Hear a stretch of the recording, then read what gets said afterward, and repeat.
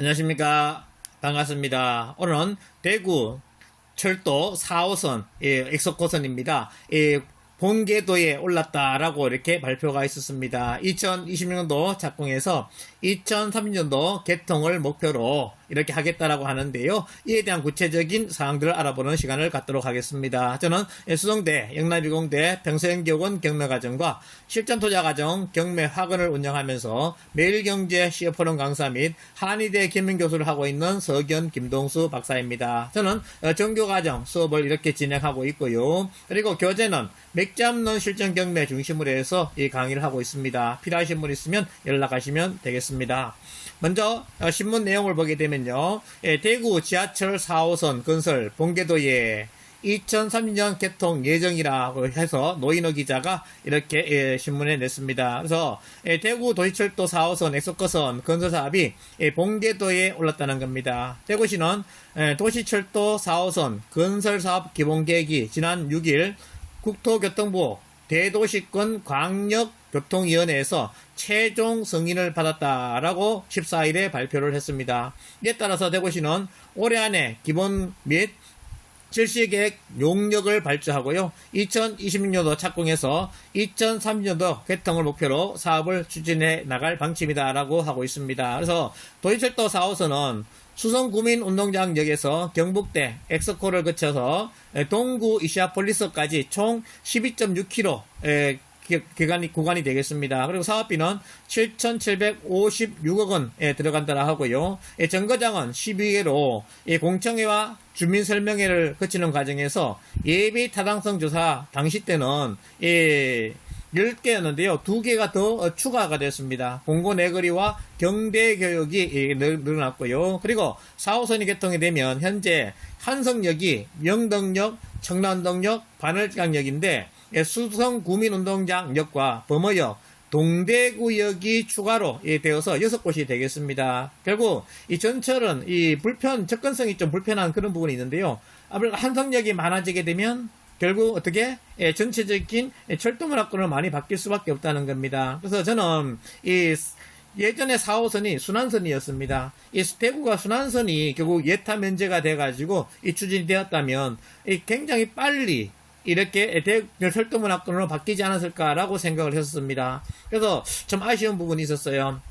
서울 같은 경우가 이 순환선이 개통이 되면서 이 서울 철도문화권이 굉장히 빨리 활성화되는 이런 상황이 되었다는 거죠. 그래서 대구 같은 경우도 이렇게 순환선이 만들어지게 되면 환승역 이런 것들이 많이 생겨가지고 접근성이 상당히 좋아지는 그런 상황이 될 겁니다. 좀 이따가 4호선이 어떻게 순환선이 어떻게 되는지 알아보는 시간을 갖도록 하겠습니다. 그리고 범어역과 동대구역은요, 개찰구를 지나 환승하는 간접 환승 방식이 아니라 개찰구를 나갈 필요 없이 직접 환승 방식으로 서울과 같죠?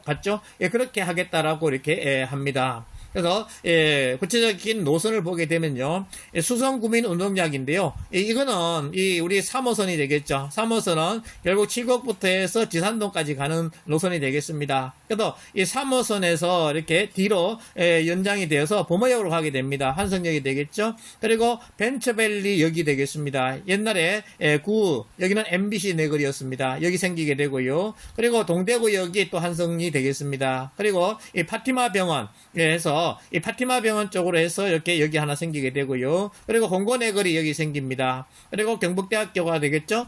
경대교역이 생기게 되고요. 그리고 이번에 새로 신설된 역이 되겠습니다. 그리고 이 경대역에서는 대구광역시 상격청사가 접근성이 상당히 좋겠죠.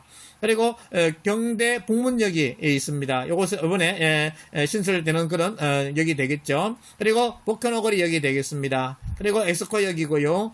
차량 기지가 만들어지게 되고 금호 워터폴리스 역이 생기게 됩니다. 그래서 여기가 지금 많이 좀 분양이 힘든 그런 상황이 있었는데요. 워터폴리스 역이 생기게 되면 이 지역이 상당히 많이 발전되는 그런 지역이 될 것입니다. 그리고 이시아폴리스역까지 해서 종착역으로 이렇게 만들어지게 돼요. 그래서 12개 노선으로 이렇게 만들어지게 되면 이것이 이 대구의 이시아폴리스와 그리고 이쪽 영경지구와 그리고 대구국제공항까지 이렇게 연계되니까 이쪽 지역이 상당히 많이 개발되는 발전되는 그런 상황이 될 겁니다. 그리고 도로망도 새롭게 많이 구축이 될 예정으로 있어요. 구체적인 것들은 나중에 다시 한번 보도록 하겠습니다. 그래서 여기 이렇게 만들어지게 되면 역 중심으로 해서 많이 개발될 수밖에 없다 하는 것을 말씀드리고요. 그리고 여기가 상격지구가 되겠죠. 이번에 종상향된 그런 지역에서 상격지구 해가지고 이렇게 개발하겠다라고 합니다. 아무래도 연계가 될 여지가 상당히 많다 이렇게 보시면 되겠습니다.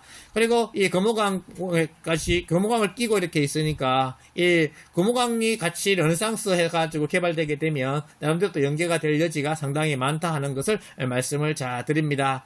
그래서 원래 계획은요 이렇게 대안 1-1이 있고 대안 1-2가 있고 대안 1-3이 있었는데요. 대안 1-1은 이 영경보금자리 내부까지 가는 이것이 원래 계획이었습니다. 그래서 여기까지 연결되는 것이 추진됐었는데요.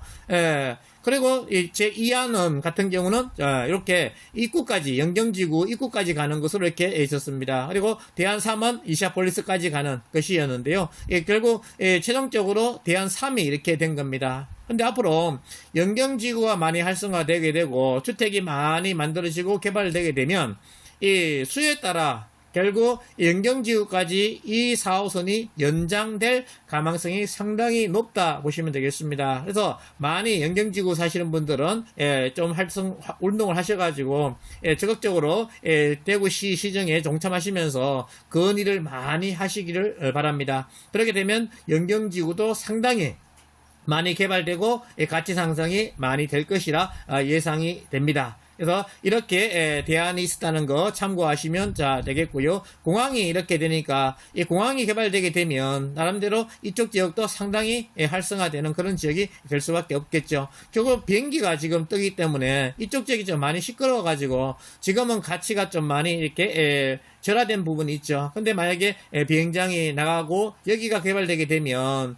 210만 평입니다. 어마무시한 개발이에요. 개발되면 이쪽 지역이 많이 활성화되는 그런 지역으로 급부상할 여지가 상당히 많다 하는 것을 말씀을 드립니다.